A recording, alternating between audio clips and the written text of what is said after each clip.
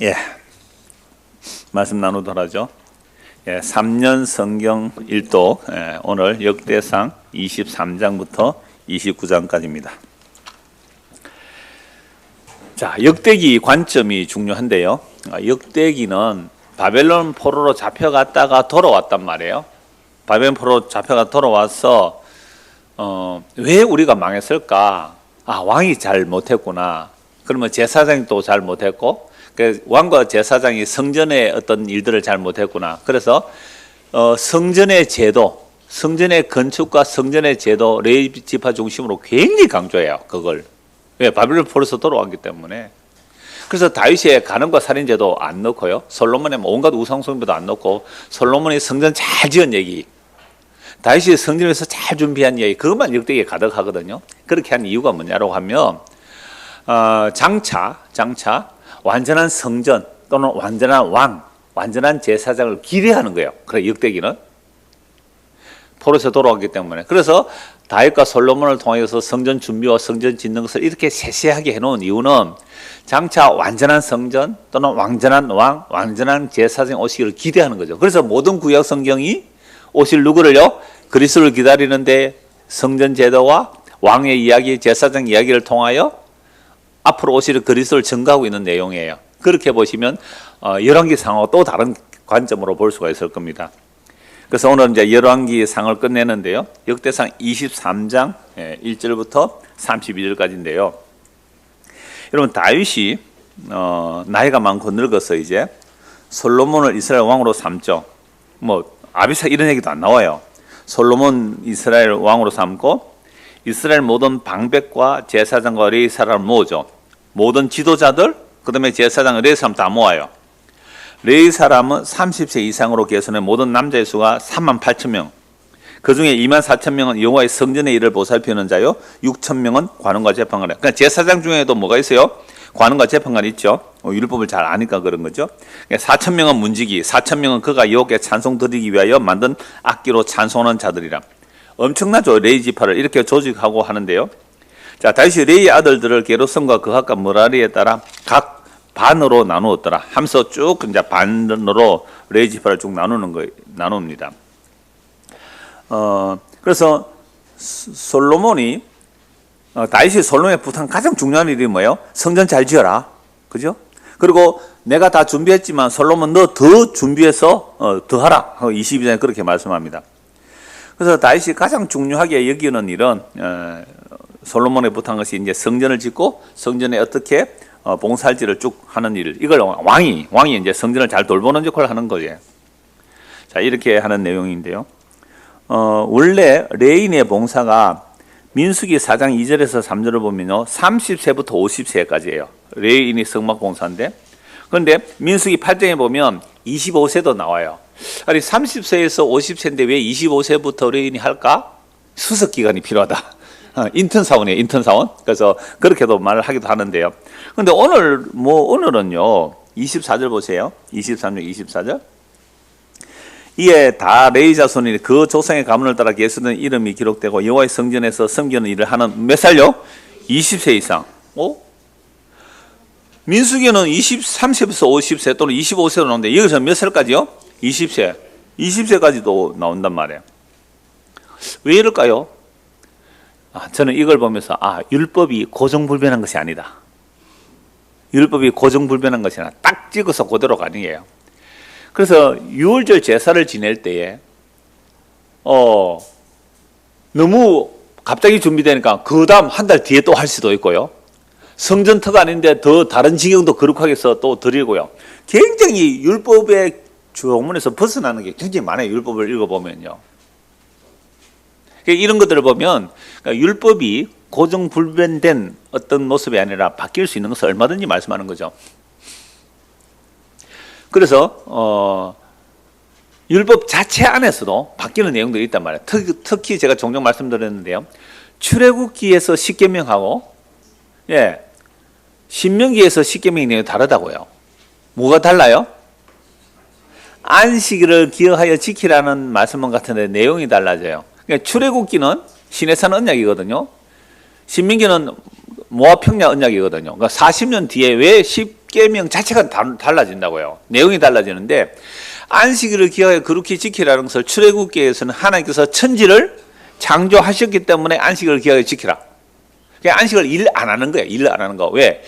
천지 창조는 하나님께서 일방적으로 창조하시고 우리에게 선물을 주셨기 때문에 우리는 일한 것도 없이 값없이 그저 받는다.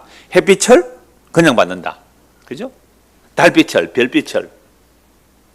그 다음에 공기를, 바람을 값없이 받는다.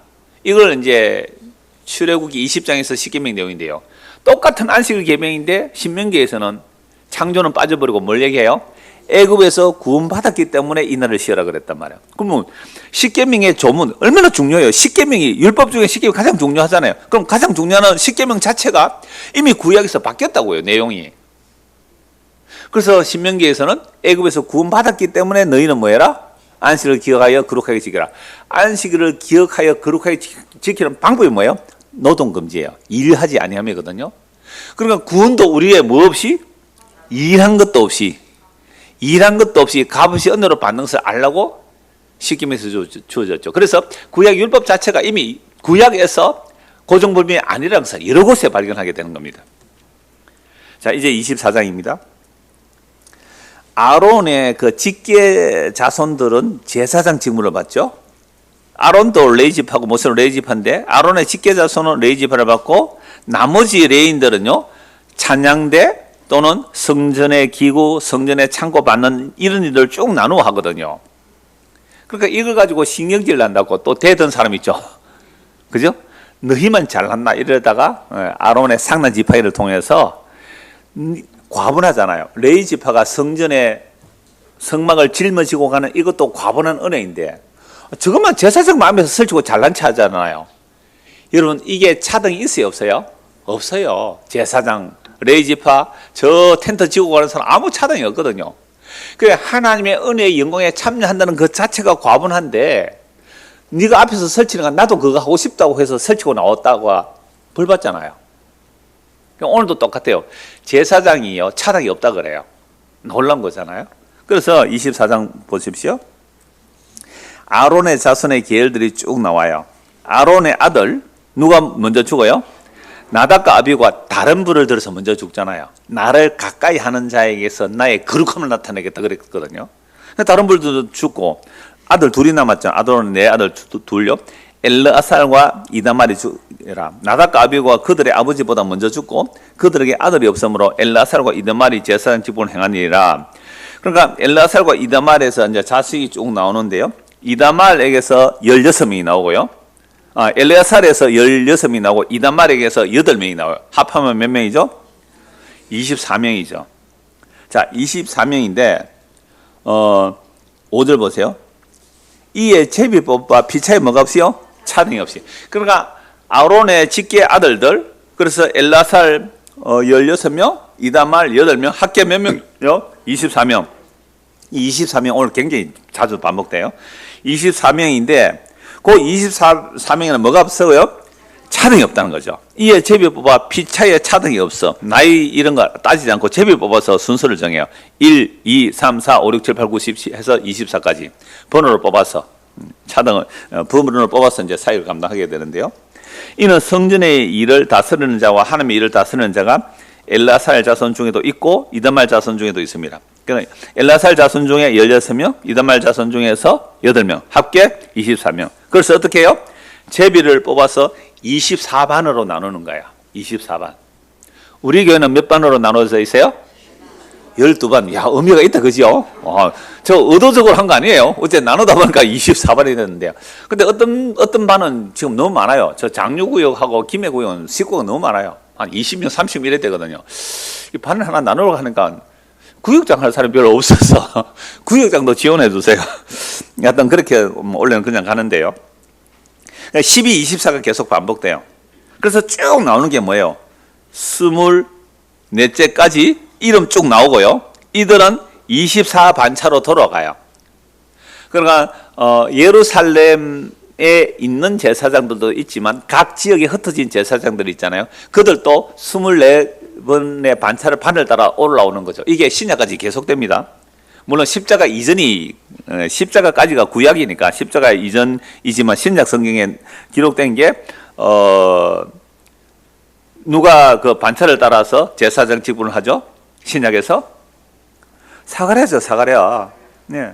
사가랴가 성전의 반차를 따라 나가요. 그러니까 제비 뽑은 거죠. 그러니까 24반차를 이 신약시대로 돌아가는데 제비를 뽑았는데 그때 지성소에 들어갈 자가 누구예요? 사가랴.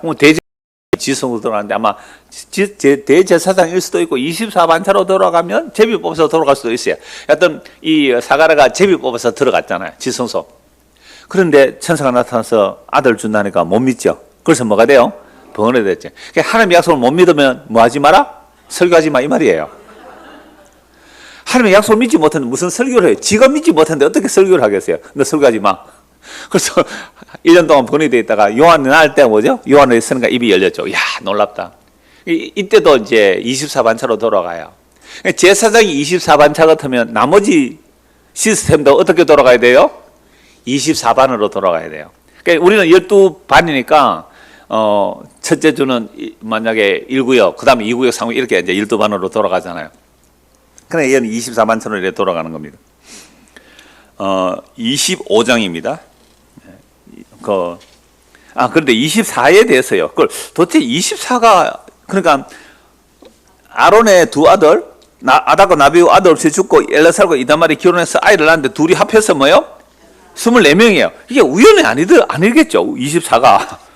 그럼 왜 24명이 하필 나아졌고 그 반차를 따라 제사장을 세웠을까 해서 제가 24라는 단어를 한번 찾아봤거든요. 24를 단어를 찾아봤어요. 성경에서. 근데요, 다니엘이 바벨론에서 계시받는 날이 24일이더라고요. 그러니까 다니엘 하면 바벨론 포로 잡혀가서 다니엘이 받은 계시가 뭐예요? 장차 71일을 얘기하면서 성전 회복할 자도 말하거든요. 성전을 해보라. 다리오 왕을 통하여 받잖아요. 그러니까 24일 날 계시를 받아요. 다니엘서 24가 나온다. 이 성전 회복과 분명히 연결되어 있어요. 그다음에 학계 선지자가 계시받는 날도 뭐예요? 24일. 학계 선지자 바벨론 포로에서 돌아와서 성전 재건할 때 선지자잖아요. 24일이에요. 그런데 스가랴도 또 24일이더라고요. 스가랴도 환상 중에 성전을 보거든요.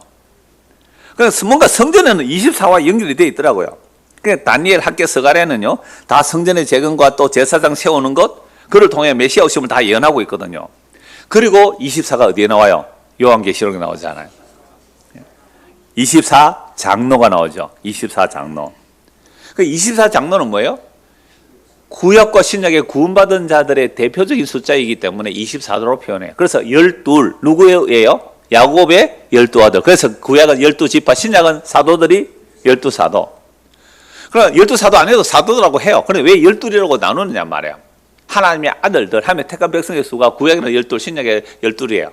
그럼 12 더하면 뭐예요? 24죠. 12 더하면 24. 그러면 12 곱하기 12 하면 뭐요? 144. 14만 4천. 그래서 완전하다는 의미 1000 하면 14만 4천.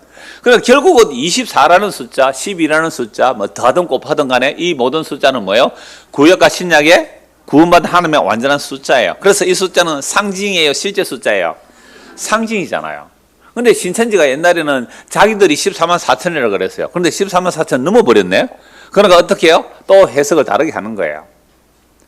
그래서 구약과 신약의 구원받은 사도를 12과 24, 이게 성이 굉장히 많이 나오는데 결국 이 완성은 예수님의 십자가의 피로, 예수님의 십자가의 피로 구약의 하나님의 백성을 피 뿌려서 12로, 신약의 자기 피로 12로, 그래서 뭘로요? 24로.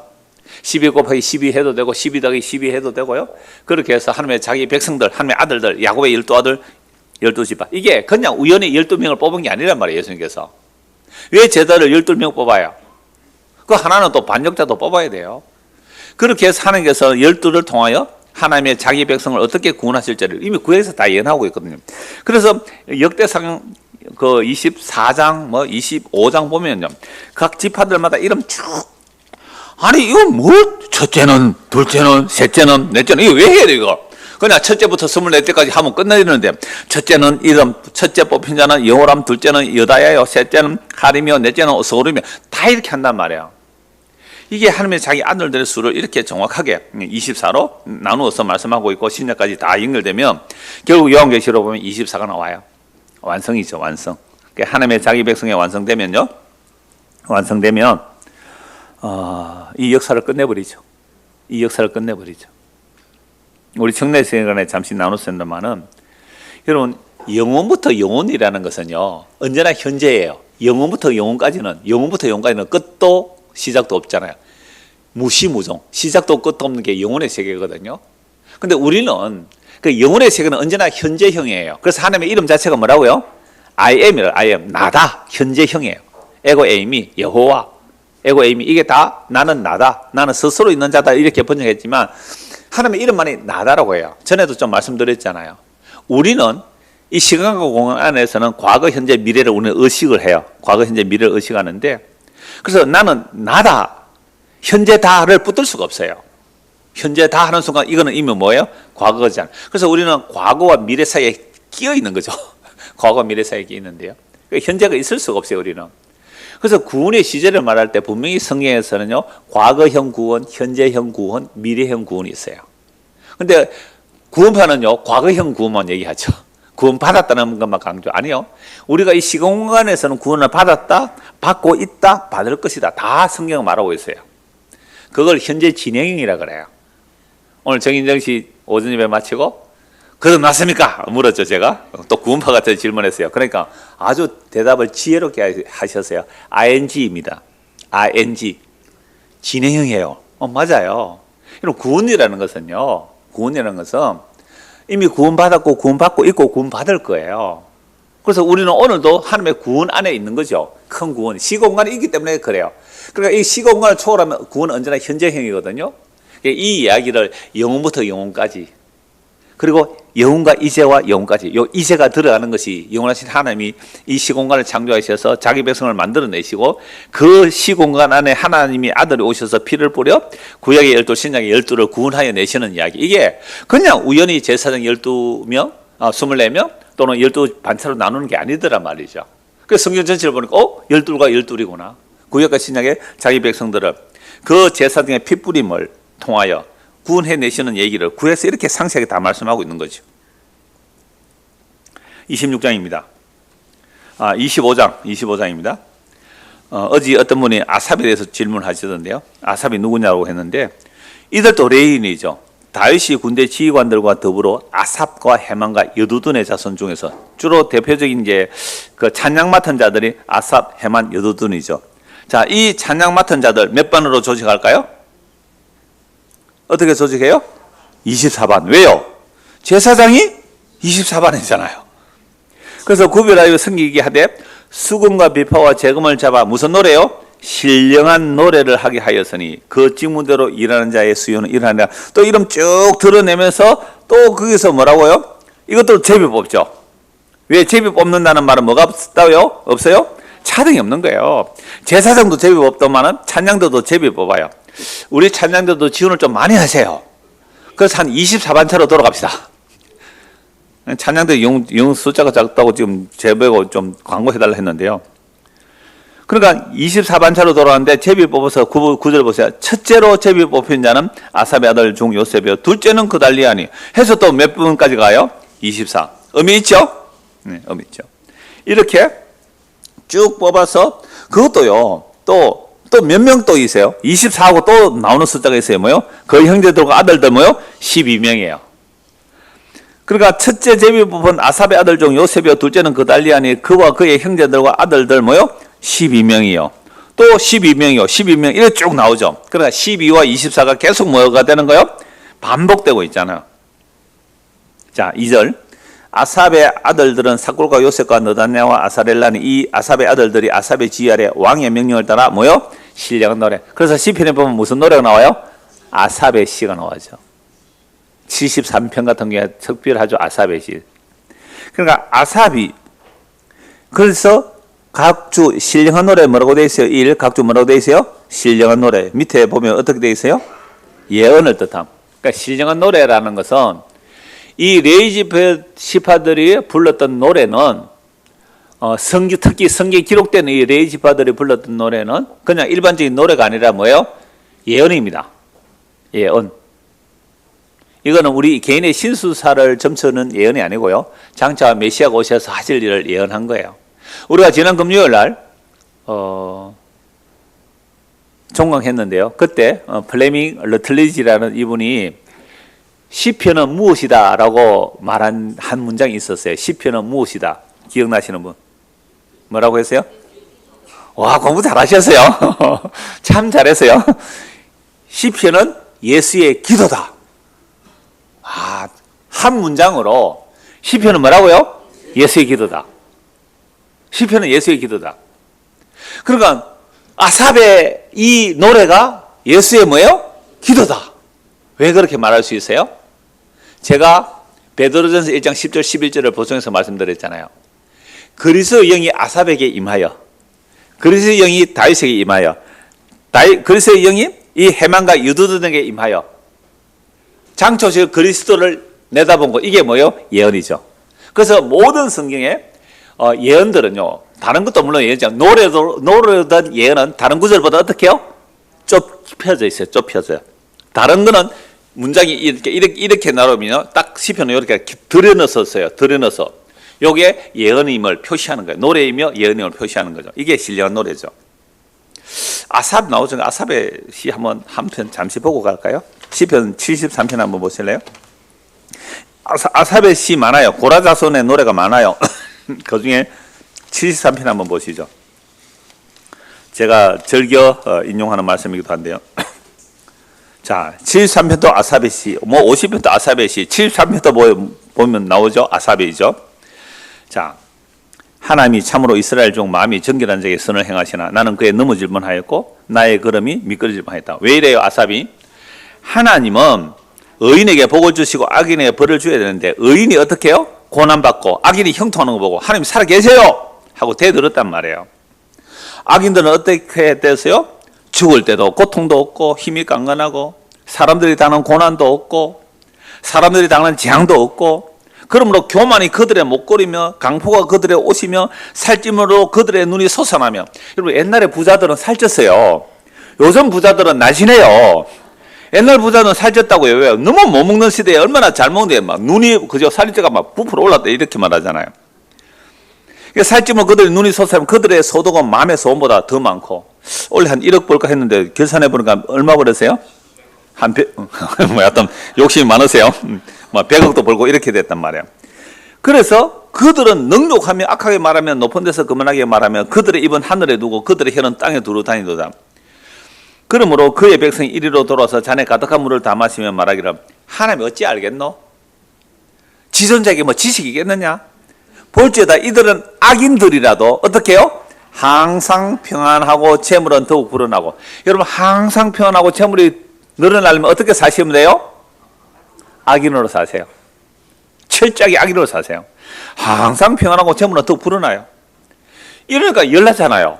그래서 나는 내 마음을 깨끗하게 하려고 손을 씻고 나는 죄 안 짓겠다 하고 그렇게 경건하게 사는 게 헛되잖아요. 왜요? 거룩하고 경건하게 살면 매일 고생을 하고, 악하게 사는 사람은 항상 평안하고 재물은 더욱 불어나고. 14절, 나는 종일 재난을 당하며 아침마다 징벌을 받아도다. 누구 얘기예요? 예수님 얘기잖아요. 여러분, 예수님 죄가 없는 분이잖아요. 죄가 없이 이 땅에 오셔서 사셨는데 종일 재난을 당하고 아침마다 징벌을 받았잖아요. 십자가에 못 박혀 죽죠. 그래서 아삽이 이렇게 말합니다. 내가 만약 스스로 이를 내가 그들처럼 말하리라. 그럼 그들처럼 말하리라. 뭐라고 말해요? 하나님이 어디 있느냐? 하나님 없다 하고 악하게 살았다면 나는 주의 아들들의 세대에 대하여 악행을 행하으리다. 그래서 너무 고민이 됐어요. 내가 어떻게 하면 이걸 알까 해서 성막에 들어가서 그들의 종말을 깨달았다는 거죠. 성소에 들어가니까 하나님의 말씀의 선포, 그 다음에 계시가 주어져서 악인들은 결국 심판받구나. 그래서 잠시 후에 살아보니까 20절 보세요. 주여 사람이 깬 후에는 꿈을 무시한 같이 주께서 깨신 후에는 그들의 형상을 뭐요? 멸시하였다. 그거는 잠시 꿈처럼 사라지고 심판받고 없어진다는 거잖아요. 그래서 하늘의 주 위에는 누가 내게 있으리요라고 말합니다. 하늘의 주 위에는 누가 내게 있으리요라고 말하죠. 25절. 그래서 이 땅에서 그리스도로 인하여 환난과 고난과 참여된 자는 주님께서 우리를 영접해 주세요. 24절. 23절부터 보죠. 미안합니다. 22절. 내가 이같이 우매 무시함으로 뭐요? 주 앞에 짐승이 오나. 그러니까 하나님의 뜻을 깨닫지 못하면 뭐요? 짐승이죠. 그러니까 내가 항상 주와 함께하니 주께서 내 오른손을 붙드셨습니다. 주의 교훈으로 나를 인도하시고 후에는 영광으로 나를 영접하시리니. 영광으로 나를 영접하세요. 하늘에서는 주 외에 누가 내게 있으리요? 땅에서는 주밖에 내가 사모할 리가 없습니다. 내 육체와 마음은 뭐라고요? 세약하나. 여러분, 이 세약이죠, 우리가 다. 내 육체와 마음은 세약하나 하나님은 내 마음의 반석이시오 영원한 분기시라. 음녀같이 주를 떠난 자는 주께서 다 멸하셨나이다. 하나님께 가까이 함이 내게 복이라. 내가 주여를 나의 피난처로 삼아 주의 모든 행적을 전파하리이다. 그럼 하나님을 가까이 함의 복이 뭐예요? 이 역사 속에서는 말씀을 가까이 하는 거죠. 그게 복이란 말이에요. 그래서 이런 자들은 하늘에서 주 외에 누가 내게 있으리요? 땅에서는 주밖에 내가 사모할 리 없나이다. 이게 누구의 기도라고요? 예수님의 기도라고 그랬잖아요. 예수님의 기도. 그래서 이런 시편에 나오는 이 아삽이라든지 뭐 여러 성령 임한 자들이 그리스도가 하실 일을 예언하고 있어요. 여러분 시편 22편 너무 놀랍잖아요. 엘리엘리 라마 사박다니. 누구의 노래예요 그게? 다윗의 노래가 아니라 예수의 기도예요. 예수의 기도. 엘리엘리 라마 사박다니. 겉옷을 네 쪽으로 나누어 가지고 속옷을 제비 뽑나이다. 이 모든 시편의 내용들이 예수의 기도라고 한 것은 그리스도의 영이 임하여 장차 오실 그리스도를 뭐하여 예언하고 있다. 이걸 신령한 노래다. 신령한 노래다. 무슨 노래요? 예언의 노래다. 정말 놀랍죠. 성경은 이렇게 전부 그리스도를 증거하고 있습니다. 자, 다시요. 역대상 26장. 자, 제사장 24반, 그 다음에 찬양단 24반. 26장 1절 32절입니다. 자, 고라 사람들의 문지기 반들을, 또 문지기도 이렇게 나눠야 되겠죠. 반차를 나눠야 되겠죠. 문지기 반을 쭉 나누는데요. 성전 문지기 직분이 1절에서 19절이고요. 그 다음에 성전에 창고가 있잖아요. 창고 맡는 사람들이 이제 20절에서 28절까지예요. 성전 문지기하는 사람, 성전 창고 맡는 사람. 그 다음에 레이지파로 재판관을 맡는 사람들이 29절에서 32절. 레이지파들은 재판도 맡기 때문에요. 자, 그런데 여기서 특이한 내용이 뭐냐고 하면요. 4절 한번 보시죠. 오벳 에돔의 아들들은 맏아들 스마야와 둘째 여호사밧과 셋째 요아와 넷째 시골과 하면서 쭉 이름이 나오죠. 그래서 5절에 보면 여섯째 암멜과 일곱째 이사갈과 여덟째 브올레데니 이는 하나님이 뭐요? 오벳 에돔에게 복을 주셨다라고 되어 있습니다. 그리고 그 아들들이 얼마나 많으냐 하면요. 8절에 보세요. 이는 다 오벳 에돔의 자손이라. 그들과 그의 아들들과 그의 형제들은 다 능력이 있어 그 직무를 잘하는 자이니 오벳 에돔에서 난 자가 몇 명이요? 60명. 그러니까 지금 성전의 문지기를 감당하는, 성전 문지기 감당하는 사람들 중에 제일 많은 사람이 누구예요? 오벳 에돔의 자녀들이란 말이죠. 이들은 다 능력이 있고 직무를 뭐요? 잘하는 자다. 하나님께서 오벳 에돔에게 뭘 하셨다고요? 복을 주셨다. 이 오벳 에돔이 그 오벳 에돔 맞아요? 예, 그 오벳 에돔 맞아요. 이 오벳 에돔이 어떤 오벳 에돔이었습니까? 다윗이 언약궤를 메어오다가 처음에 자기를 과시하려고 했죠. 그래서 술에 싣고 오다가 베레스 우사 사건이 일어나죠. 우리 교회에 화물차 하는 분이 두 분 계시는데 두 분이 같은 구역이에요. 그래서 구역 나오면서 이렇게 말했대요. 아니 화주가 잘못했는데 왜 운전기사가 죽느냐고. 하나도 안 웃었어요. 아니, 다윗이 화주잖아요, 화주. 다윗이 화주고, 그 우사는 뭐예요? 운전기사인데, 화주가 잘못해, 와, 우사를 찢어 죽이냐, 그랬다고 그래요. 구역 단체가 올라왔던데, 재밌었는데요.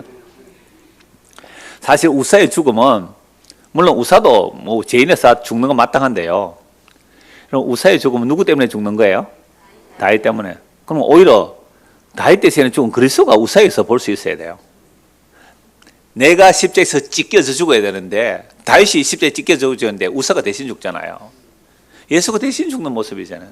구약에서 저주받는 사람이 누군지 한번 보세요. 저주받아 죽는 자가. 대신 죽는 죽음이에요, 그게. 그걸 보여주려고 하는 거죠. 그래서 베레스 우사 사건이 일어나니까 다윗이 화가 나가지고 그걸 또 어떤 구에서 질문했는데요. 화가 나가지고 그거 진짜 분노한 거예요. 분노했죠. 왜요? 하나님 이럴 수 있습니까? 내가 하나님 잘 대접하려고 했는데 하나님 이렇게 죽여버리면 누가 하나님은 대접해 드리겠습니다. 나 안 할래요. 하고 막 가드 사람, 오벳 에돔 사람에 넘겨버렸잖아요. 오벳 에돔이 가드에서 사는 게 아니라 가드 사람이라고 했잖아요. 그럼 가드 출신이라는 거죠. 가드는 블레셋 사람들 아니에요? 블레셋 5성읍 중에 한 큰 성읍이 가드 사람이거든요. 그럼 그 사람이 어떻게 유대계로 뭐요? 이스라엘로 편입되거나 귀한 사람이겠죠.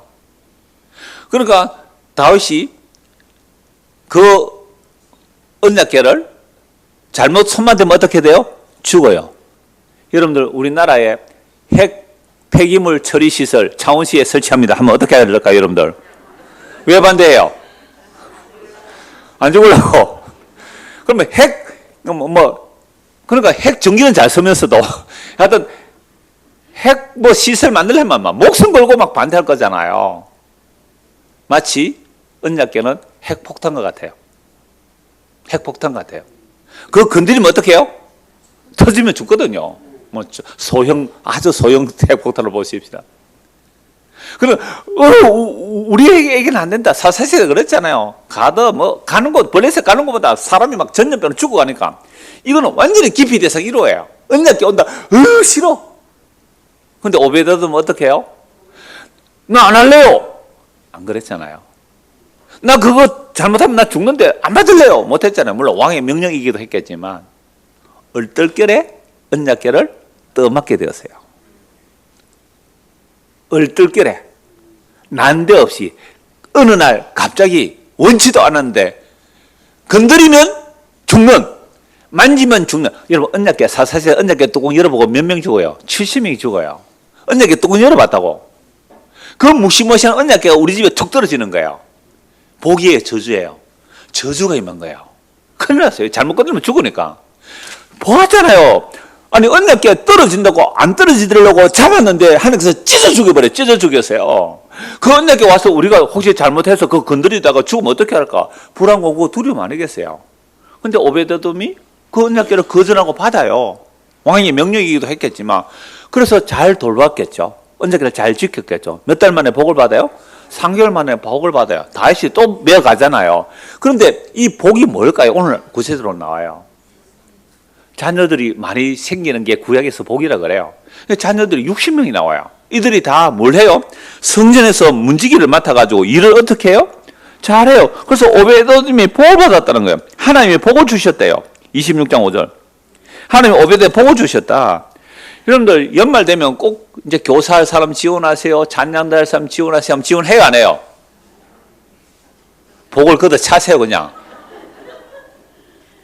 집사의 직분을 잘 감당한 자는요, 믿음의 담력을 얻어요. 여러분, 일을 안 하는 사람보다요, 교회에서 일을 하세요. 하는 게 믿음의 풍성함에 이르게 됩니다. 안 하니까 편하고 좋지요. 그럼 편안하게 앉아가 뭐 했습니까? 텔레비전 채널이라 돌렸죠. 봉사하세요. 왜 찬양대 하다가 안 해요? 교사도 왜 안 해요? 하세요. 근심이 몸을 세우는 일은요, 함께 손에 구성물에 물 담그는 거예요. 고상하게 살면 좋죠. 짜증나는 얼굴 안 봐도 좋고 말이죠. 그러지 마세요. 얼떨결이에요, 얼떨결에. 이러면 얼떨결 하는 게 아니니까 알아서 하세요. 얼떨결 해야 되는데. 갑자기 하세요. 예. 그렇게 할 수 있는 거죠.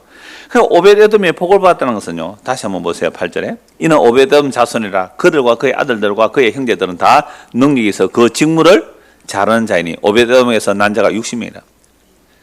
여러분 신약에 이런 사람이 있어요. 구레네 사람 시몬, 알렉산더와 루프의 아버지. 아니 예루살렘에 순례해서 왔겠죠. 십자가 옆을 지나가는데 예수님께서 너무 이미 많이 맞았잖아요. 채찍에 너무 맞아서 그 기둥 하나, 십자가라는 기둥 하나 짊어지고 올라갔는데 자꾸 쓰러지잖아요. 쓰러지네 또 쓰러지네. 쓰러지니까 로마 병사가 지나가는 건장 남편한 사람을 억지로 지고 가게 하잖아요. 억지로 지고 가게 해요. 그러니까 오베드돔이나 이 시몬이나 억지로 지고 가게 해요. 갑자기. 그런데요, 이 신약에서 이 사람 루포의 아버지 구레네 사람 시몬이라고 마가복음 15장 21절에 나와요. 그럼 루포의 아버지 구레네 사람 시몬이 신약 초대교회에 나온단 말이에요. 그러니까 이 사람의 아들 중 루포와 그 어머니가 나옵니다. 루포가 그 어머니. 그래서 바울은요, 루포의 어머니를, 누구예요? 시몬의 아내잖아요. 루포의 어머니를 자기 어머니라고 할 정도로 바울의 사역에게 동력했죠. 이게 마가복음 15장 2절과 누가복음 로마서 16장 13절에 나오거든요. 지나가다가 십자가 대신 짊어지고 골고다까지 갔을 거 아니에요. 그럼 이 시몬이 자기 아들 알렉산더하고 루포가 뭐라고 얘기했을까요? 이분이 주가 그리스도임을 전했을 거 아니에요. 아내가 그랬을 거 아니에요. 그래서 그 집에 예수를 믿었다고 볼 수밖에 없잖아요. 오베드는 복 받았어요. 이 시몬이 복 받았어요. 난데없이 지나가다가 어떻게 해요? 십자가를 짊어지게 되고 난데없이 언약궤를 받게 되는 거예요. 오늘 저와 여러분들이 예수를 믿는다는 것은요, 내가 원치도 않았는데 갑자기 어느 목사가 가르쳐가 왔다가 지난주 왔다 오늘 또 왔잖아요. 그래서 ING래요. 그럼 나는 중이래요. 이걸 복이라 그래요. 이걸 복이라 그래요. 만약 저분이 여기 처음 왔을 때 제가 저분의 사상에 막 동조해주고 맞습니다. 그게 옳습니다. 교회가 그래야죠. 교회가 그렇게 평균적인 삶을 살도록 그런 데 힘써야죠. 막 했다면요, 좋아해서 왔을 거예요. 근데 오히려 저는 그걸 죄로 책망해버리잖아요. 그럼에도 왜 왔어요? 이게요, 오벳에돔과 시몬처럼 이 난데없이 덮친 거예요. 75년 평생에 이런 소리 처음 들었을 거 아니에요. 정말 선하게 착하게 자기 재산을 가난한 자들에게 나눠주면서 살았는데 그게 죄라고 해버리니까. 그래서 복음은요, 우리가 좋아서 선택해서 찾아서 얻어내는 게 아니고 뭐라고요? 덮쳐오는 거야. 덮쳐와요. 덮쳐와. 자, 그러면 성경 한 구절 찾아 다시 볼까요? 시편 84편 10절 보십시오. 시편 84편 10절.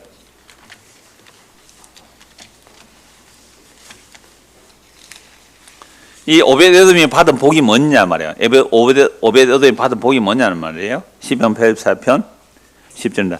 여기도 누구가 나와요? 고라자손. 그러니까 레위 자손들, 아삽, 고라자손, 아삽, 여두둔, 이런 표현들이 많이 나오는데 아삽, 고라. 그 다음에 다윗이 제일 많죠. 이런 시편이 나오는데요. 이건 고라 자손의 시편이죠. 84편 10절 보세요. 84편. 주의 궁전에서 한 날이 다른 곳에서의 첫날보다 나은즉 악인의 장막에 사는 것보다 내 하나님의 성전 문지기로 있는 것이 좋사오니. 여러분, 성전 문지기, 찬양대, 성전 창고 지키는 자, 그런 자들이 뭐라고 말한다고요? 내가 주의 궁중에서 한 날이 다른 곳에서 첫날보다 낫다는 거예요. 악인의 장막에서 사는 것보다 내 하나님의 성전 뭐요? 문지기로 있는 것이 좋사오니. 이게요, 봉사하는 자들의 기쁨이어야 해요. 이게 여러분들 우리가 교회로 모였을 때 봉사하는 자의 기쁨, 이런 기쁨이에요. 어떻게 나 같은 죄인이 언약궤를 지킬 수가 있지? 어떻게 나 같은 죄인이 찬양대를 할 수 있지? 어떻게 나 같은 죄인이 설거지를 다 할 수 있단 말이에요? 이거 아무나 할 수 있는 일이에요. 어떻게 나 같은 죄인이 교사를 다 할 수 있어요?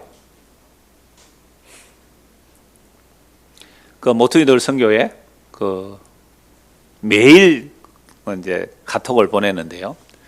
성경 구절, 그다음에 북한 선교 사역, 또 성경 사역 이런 거 쭉 보내는데 가끔씩 간증도 보내요. 그러니까 이번 간증은 뭐였냐 하면 그 대구의 서형교회인가 아주 큰 대리석으로 잘 지은 교회, 대구에서 오신 분 아세요? 굉장히 크고 잘 지은 대리석 교회 있잖아요. 그거 벌써 수십 년에 지었는데요. 그게 정규만 장로라는 분이 계셨어요. 이분이 대구 약정골목 근처에서 풀 쑤어서 파는 사람이었어요. 풀 쑤어서 파는 사람. 옛날에 풀 쑤어서 파는 사람 있었어요. 벽지 바를 때. 얼마나 가난했을까요? 그런데 맨날 술을 먹고 그러면서요, 깡패짓을 해야 되는데 자기한테 시비 걸면요, 사람 불러가 자기 가랑이 밑으로 끌어가라고 어떤 그냥 집안이 엉망이었겠죠. 그런데 아내가 어떻게 교회를 나갔는가 그래요. 그래서 아내가 여보 우리도 교회 한번 가봅시다 해서 그냥 따라갔는가 봐요. 그때 흔히 예수천당 불신족하고 그 당시에 유명했던 그 김익두 목사라는 분이 계세요. 그분 부흥회였던가 봐요. 그래 갔는데 나도 옛날에 평양에서 한 주먹하던 깡패였어요. 깡패였던 내가 예수를 믿고 나 이렇게 변화되어서 하면서 이제 주의를 그렇게 하나님의 사람으로 주의를 잘 지키십시오. 11조 잘 하십시오. 교회 열심히 섬기십시오. 주의 종에게 어떻게 하지? 이런 얘기 주로 그때 했잖아요. 그건 순수하게 또 그럴 수 있잖아요. 그러니까 이 사람이, 야, 나도 깡패인데, 깡패도 아니죠. 뭐, 찌질한 양아치죠, 양아치. 나도 참 저렇게 예수 믿으면 좋겠다 해서 그때부터 그 사람 시킨 대로 열심히 했어요. 진짜 은혜를 받았어요. 은혜를 받고 사람이 달라진 거예요. 술을 안 먹고 풀수서 팔잖아요. 술을 안 먹고. 착해졌잖아요. 그러니까 그 약점 골목에 어떤 사람이 그 사람을 지켜보았고 또 사람이 완전히 교회 다니고 달라졌으니까 그 당신이 그 풀소가 얼마나 팔겠느냐고 뭐 이 약점 골목 이거 배워서 좀 해봐라고 해서 그러니까 뭐 이런 약초는 뭐 해열에 좋고 이런 약초는 감기에 좋고 뭐 이런 약초 뭐 그런 거 있잖아요. 그 단반약이라 그래. 단방. 그러니까 아주 가난한 사람들이 지어 먹을 수 있는 약. 그게 뭐 우리는 중탕집이라든지 이런 것 해서 한약을 지어 팔잖아요. 그래서 이분이 이제 그걸 하다가 좀 자리를 잡고 이제 이렇게 뭐 약초상을 했겠죠. 세상에 그 집에서 약을 지어 먹으면 다 낫네. 아니 그러니까 장티부스가 낫는데 다른 집은 약을 먹어도 안 나요. 그 집에 약을 나아요. 심지어 아예 못 낫는 사람도 가면 지으면 아이를 낳는 거예요. 그래서 약 지으러 왔다가 이 약 먹으면 아이 나아요. 거짓말을 못 하잖아요. 낫는다 해도 안 나면 어떡해요. 교회 다니는 사람은 바른 말 해야 되니까. 뭐 안 먹는 것보다는 낫겠지요. 안 먹는 것보다 이렇게 해서 약을. 근데 희한하게도 자기가 너무 장사가 잘 되니까 너무 장사가 잘 되니까 약이 다 떨어져 버린 거예요. 그런데 옆집에 똑같은 약재를 가져서 넘겨줬는데 나와버려요. 그 집 건 안 났는데. 그러니까 뭐 돈을 얼마나 많이 벌겠어요. 근데 이분이 그렇게 돈을 벌 때에 정말 그 동네의 가난한 자들에게 몰래 밤에 살 갖다 주고 뭐 돈도 던져주고 가난한 목회자들 오면 꼭 여비를 헤아려서 안 줬대. 그냥 주문해서 안 헤아려고 이렇게 줬대요. 가난한 교회 돌아보고 어떤 수백 명 수천 명에게 장학금 주고 그래서 자기는 짜장면 한 그릇도 제대로 안 사 먹었대. 그래도 그렇게 돈을 많이 벌면서 그래서 목회자들 오면 짜장면 한 그릇 사준 거예요. 여러분 그 당시에 짜장면은 가장 특별한 외식이었어요.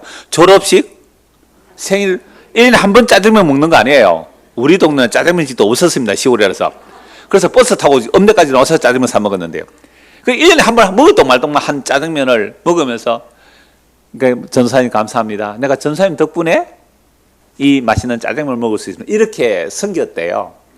그러니까 돈은 어마어마하게 많이 벌었겠죠. 근데 이제 예배당을 짓는다고 했을 때에 정말 제일 좋은 대리석으로 시작해서 뭐 전북 익산인가 좋은 대리석이 있대요. 그걸 기차로 수송해서 멋지게 잘 지어놓고요. 그리고 예배당 다 짓고 나서 헌당식을 하자 그러니까 이 장로님이 반대했대요. 아닙니다. 내 죽고 나서 헌당식 하세요 그랬대요. 그러면서 얼마나 헌신모사를 했는지 그분이 이제 죽고 났을 때에 얼마나 많은 사람들이 인산인해로 몰려서 그 사람의 장례식을 따라왔는지 대구 시내에서 완전 뭐 소문이 날 정도로. 그래서 야 우리가 살다가 죽으면 정규만처럼 저렇게 죽어야 되는데 이렇게 말했대요. 그러면서 그 수많은 도움을 받았던 사람들이 그 정규만 장로에게 감사합니다라고 하면 아닙니다. 절대로 나에게 하지 마세요. 나는 옛날에 저 약정골목에 풀 쑤어서 팔던 거지 같은 깡패 같은 양아치 같은 나였습니다. 내가 이렇게 할 수 있었던 것은 절대로 내가 한 게 아니고요. 하나님의 은혜입니다. 하나님께 감사하세요. 그랬대요. 제가 이런 간증 잘 얘기를 안 하지만 왜 이 말씀 드릴까요? 이분은 뭘 알았어요? 내가 어떤 자였는데 내가 하나님의 은혜를 잊고 내가 예수를 믿고 난 것이 이게 진짜 은혜인 줄 아니까 자기 것을 하지 않고 뭐요? 이웃을 위해 다 썼다는 거예요. 그래서 누가 어떤 사람이 당신 참 감사해요 하니까 하지 마세요. 나는 뭐였다? 옛날에 저 양아치였다. 그런 내가 하나님의 은혜로 이렇게 된 것은 절대로 나에게 감사하지 말고 하나님께 감사하세요. 그래서 자기 죽고 나서 헌당식 했어요. 왜요? 야, 이 예배당 지었을 때 누가 제일 헌금을 절반을 혼자서 감당했거든요. 절반을. 멋지지 않아요? 별로 아무도 안 멋져 하는 것 같아서 넘어가랍니다. 그런 삶이 얼마나 멋져요. 그게 뭐예요? 은혜를 아는 거예요. 오베에돔. 그죠? 갑자기 언약궤가 왔는데 정말 직무를 잘했대요. 이게 지금 고라의 시예요. 주의 궁중에서 한 날이 다른 곳에서 첫날보다 나은죠. 가끔씩 뭐 집에 뭐 누가 오고 하면 여보 집에 빨리 안 와요 하면 내가 뭐라는지 아세요? 내가 주의 집에 거해줄 줄 알지 못하겠나이까. 저는 사실 집에 있는 시간보다 여기 예배당에 있는 시간이 더 많아요. 서진이 훨씬 많은데요. 물론 뭐 가끔씩 저 뉴스도 보고 해요. 인터넷으로 보기도 하고. 저는요, 요즘 젊은 목사님들, 복음자 목사님 있는데요. 그거 월요일 오면 제일 바빠요. 한 5, 6분의 설교를 듣는데 저는 2배속으로 듣거든요. 그리고 2배속으로 들어도 한 5-6시간 들어야 돼요. 진짜 은혜를 받아요. 야, 이 젊은 목사님들, 또 이런 목사님 제가 듣는 한 5-6분의 설교가 있어요. 너무 좋아요. 복음을 듣는 게. 그래서 여러분들, 연말입니다. 교사 지원하시겠어요? 대구서 와서 해도 돼요. 찬양대 하시겠어요? 이게요. 아니, 어떻게 지옥과야 마땅한 죄인인 우리에게 그리스도의 몸이라는 그물 아니에요? 그리스도의 몸된 형제 자매를 섬기는 일에 나를 구역장으로 불러주시다니, 나를 건찰로 불러주시다니, 나를 교사와 또는 찬양대로 불러주시다니, 이런 감사가 있는 게 정상적인 신앙생활 아니겠어요? 아니구나. 대답이 영 반응이 없어서 넘어갈랍니다. 27장입니다. 27장. 놀랍게도 군부대 편성도 하죠. 27장. 이제 군부대 편성도 하는데 역시나 24,000명씩 12달이죠. 그러니까 한 달씩 돌아가면서 그 예루살렘 성을 지키죠. 성전과 성을 지키는데요. 24,000명. 이것도 24가 나오죠. 12달. 기본 편제와 12, 24 계속 반복돼요. 12를 두 번 더하면 24죠. 12 곱하면 144. 그게 완전한 1000을 곱하면 14만 4천. 이런 개념이죠. 그러니까 제사장도 몇 명요? 24반. 찬양대도 24반. 군인들 22만 4천 명씩 12반 이렇게 돌아가잖아요. 그래서 하나님께서 이런 숫자를 통해서 우리에게 뭘 계시하느냐 하면 결국 하나님께서 택한 구약과 신약의 모든 12과 12 하나님의 아들들 다 구원하여 내시겠다는 것을 이런 제도를 통해서도 우리에게 계시를 하고 있는 거죠. 28장입니다. 28장 1절에서 21절. 이제 다윗이 이제 성전 건축을 솔로몬에게 지시하는데요. 솔로몬 보고 너 하나님 앞에서 살아라라고 말합니다. 19절 보실까요? 19절. 28장 19절. 다윗이 이르되 여호와의 손이 내게 임하여 이 모든 일에 뭐요? 설계를 그려 나에게 알려주셨다. 그 설계도를 넘겨줘요. 놀랍죠? 여호와 하나님의 성전을 짓는 일에 여호와 하나님께서 설계도를 다윗에게 알려주고 다윗이 설계도를 받아서 아들에게 넘겨줘요. 그래서 그 설계도대로 건축하는 거죠. 그러면 구약의 성막, 즉 회막은 누가 설계도를 받아요? 모세가. 그러니까 모세가 설계도를 받아서 그걸 다 만들잖아요. 그것처럼 다윗이 설계도를 받아서 솔로몬에게 넘겨줘요. 20절입니다. 또 그의 아들 솔로몬에게 이르되 너는 강하고 담대하게 이 일을 행하라. 두려워하지 말며 놀라지 말라. 네가 여호와의 성전 공사와 모든 일을 마치기까지 여호와 하나님 나의 하나님이 너와 함께 계시사 네게서 떠나지 아니하시고 너를 버리지 아니하시리라. 제사장과 레위 사람의 반이 있으니 이미 24반으로 다 짜놨잖아요. 찬양대 다 쪄놨어요. 군인들도 다 12달마다 2만 4천이 돌아가도록 다 계획해놨단 말이죠. 하나님의 성전의 모든 공사를 도울 것이요 또 모든 공사에 유능한 기술자가 기쁜 마음으로 너와 함께 할 것이요 또 모든 지휘관과 백성이 온전히 네 명령 아래에 있으리라. 성전을 짓고 그 성전이 돌아가도록 되는 것들은 다 어떻게 된다고요? 기쁜 마음으로. 그래서 여러분들 봉사는요 기쁜 마음이에요. 아까 제가 이 정경원 장로 그 간증을 제가 2번 들었거든요. 그분이 2번 보내서 몇 년 전에 한 번 하고 또 보내서 제가 어느 정도 기억한 걸 대충 얘기했는데요. 저도 그 이야기를 많이 들었거든요. 그러니까 정말 내가 누구예요? 우리가 누구예요? 허물대로 죽었잖아요. 그럼 어디 가야 마땅해요? 영원한 진노로 지옥 가야 마땅해요. 그런 자를 우리 보고요 찬양을 해래요. 주의 궁정의 하루가 악인의 장막의 첫날보다 나은저. 여러분 세상의 첫날을 사는 것보다요 주의 집에 내가 성전 문지기로 있는 게 더 좋겠습니다. 그런데 오전에 어떤 사람 다 어디 가보세요? 말씀을 나누는 자리가 지금 우리는 하나님의 나라예요. 말씀 나누 어디 가버리세요? 그분들은 어때요? 따뜻한 아랫목이 더 정사오니. 그래 이런 말씀 봐야 돼요. 기쁜 마음으로. 29장입니다. 1절에서 9절까지 보면요, 다윗이 성전을 건축하기 위해 정말 재료를 힘을 다해 준비하거든요. 그러면서 1절에서 5절 한번 보죠. 다윗 왕이 온 회중에 이르되 내 아들 솔로몬이 유일하게 하나님께서 택하신 바 되었으나 아직 어리고 미숙하며 이 공사는 커도다. 다윗 솔로몬이 아직 어리지 않지만 하나님 앞에 어리다 이거죠. 이 성전은 사람을 위한 것이 아니요 여호와 하나님을 위한 것이라. 내가 이미 내 하나님의 성전을 위하여 힘을 다하여 준비하였나니 곧 기구를 만들 금과 은과 녹과 철과 나무와 또 만호와 가공할 금과 보석과 채석과 다른 모든 보석과 옥들이 매우 많으며 성전을 위하여 준비한 이 모든 것 외에도 내 마음이 내 하나님의 성전을 사모하므로 내가 사유한 금, 그러니까 사적 돈이란 말, 공적인 금 말고 내가 사적인 금, 은으로 내 하나님의 성전을 위하여 드렸노라. 곧 오빌의 금 3,000달란트, 금 3,000달란트는 것은 어마어마합니다. 수는 7,000달란트, 모든 성전벽에 입히며 금은 그릇을 만들며 장인의 손을 하는 모든 일에 쓰게 하였노니 오늘 누가 절그이 손에 채워 여호와께 드리겠느냐? 나는 절금으로 드렸다는 거예요. 누가 즐겁게 드리겠느냐 이렇게 말하죠. 이에 모든 가문의 지도자들과 이스라엘 모든 지파의 지도자들과 천부장과 백부장과 왕의 사목에 다 어떻게 해요? 절그이 드리되. 여러분 신앙은요 억지면 하지 마세요. 절금을 하세요. 절금. 어떻게 해요? 내가 풀수업하는 양아치였는데 하나님의 은혜로 이렇게 은혜를 받았다는 거잖아요. 절거히 드리는 거죠. 하나님의 성전 공사를 위하여 금 5,000달란트와 금 10,000다리, 은 10,000달란트, 놋 18,000달란트와 철 100,000달란트를 드리고 이걸 가지고 어떤 분이 현대적인 돈으로 계산했더라고요. 어마어마한 돈이에요. 어마어마한 돈이에요. 어떤 성전을 그 안에 금으로 다 입히잖아요. 보석을 가진 모든 사람은 게르손 사람 여히엘의 손에 맡겨 여호와의 성전 곳간에 드렸더라. 9절 같이 읽을까요? 백성들은 자원하여 드렸으므로 기뻐하였으니 곧 그들이 성심으로 여호와께 자원하여 드렸으므로 다윗 왕도 심히 기뻐하니라. 그러니까 오늘 교회가 성전도 아니고 다윗 왕국도 아니지만 우리가 그리스도의 몸으로 모였다면요. 목사가 이름을 볼 때 얼마나 기쁜가 하면 어떨 때 기쁘냐면요. 진짜 자원과 감사함을 하면 제가 막 기뻐요. 진짜로. 어떤 사람은 하면 마지못해 하는 사람이 있기도 해요.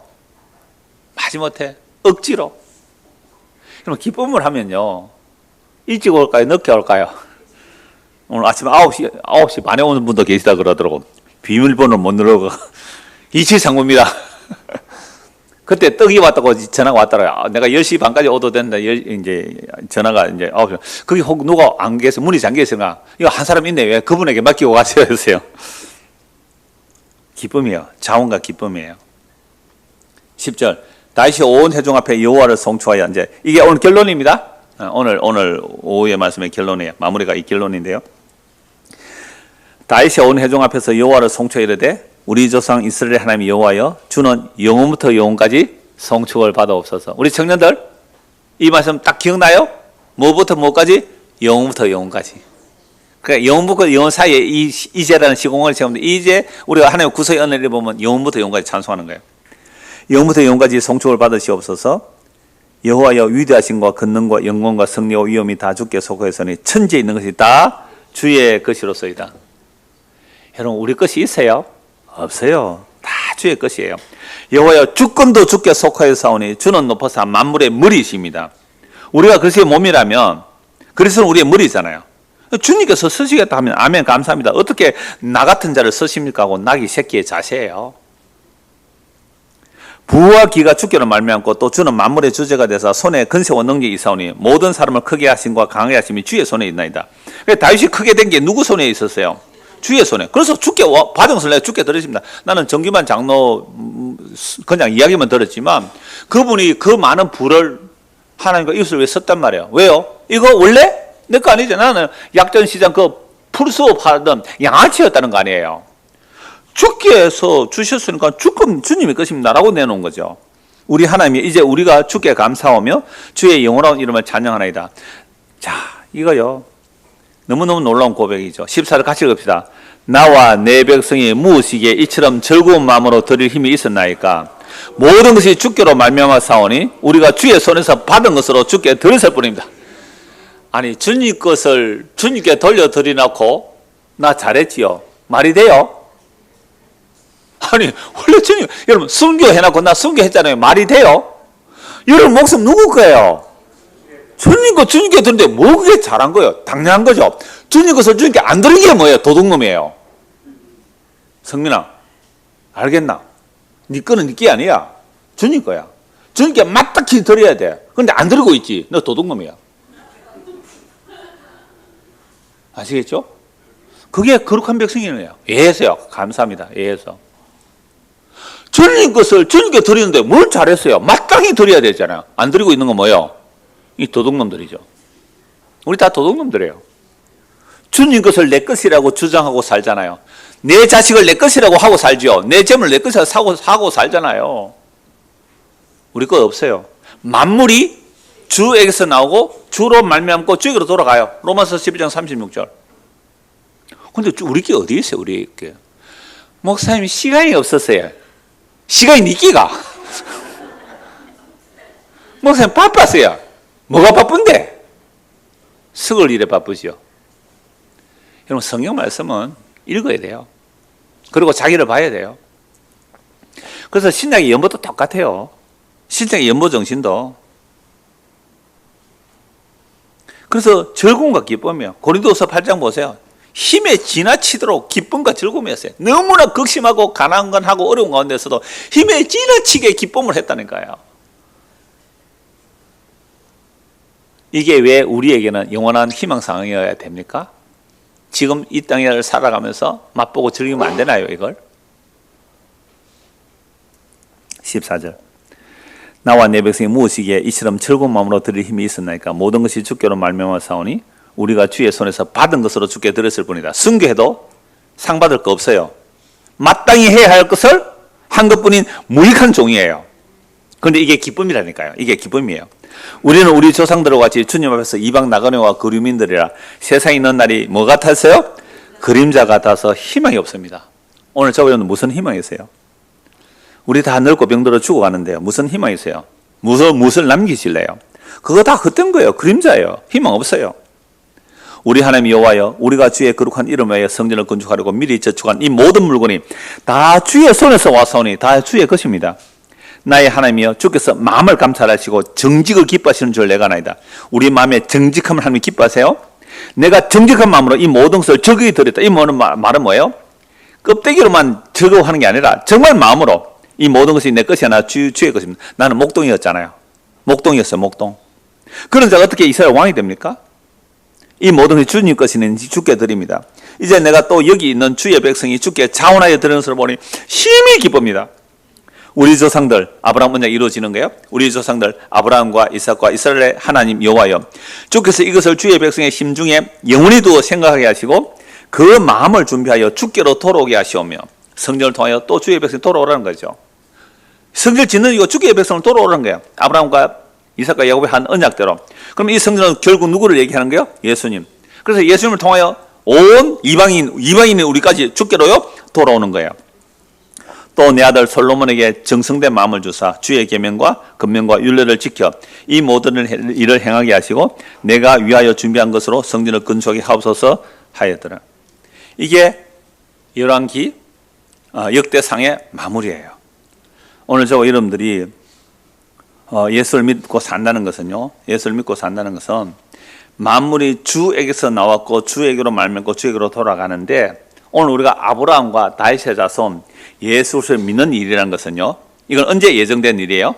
영원전에 창세에 예정된 일인데, 이 역사 속에서는요, 이 역사 속에서는 복음을 듣고 믿는 자, 믿는 순간 이 역사 속에서 그 영원한 언약이 시작된 거예요. 이게요, 예수 믿고 거듭난 거거든요. 얼마나 놀라운 일이에요. 이제 우리가 복음을 듣고 예수를 믿고 산다는 것은 이제 우리는 어디에 들어가 버린 거예요? 영혼 안에 들어간 거예요. 영혼 안에. 이 놀라운 은혜가 연말을 맞이하면서 더 풍성해져서 정말 주여 모든 것이 주의 것인데 주께 받은 것을 주께 드림 이 자체가 기쁨입니다 라는 고백이 우리에게도 나올 수 있도록 우리 저와 이런 모두에게 주의 은혜가 임하기를 간절히 소원합니다. 기도합니다. 성경 분명히 말씀합니다.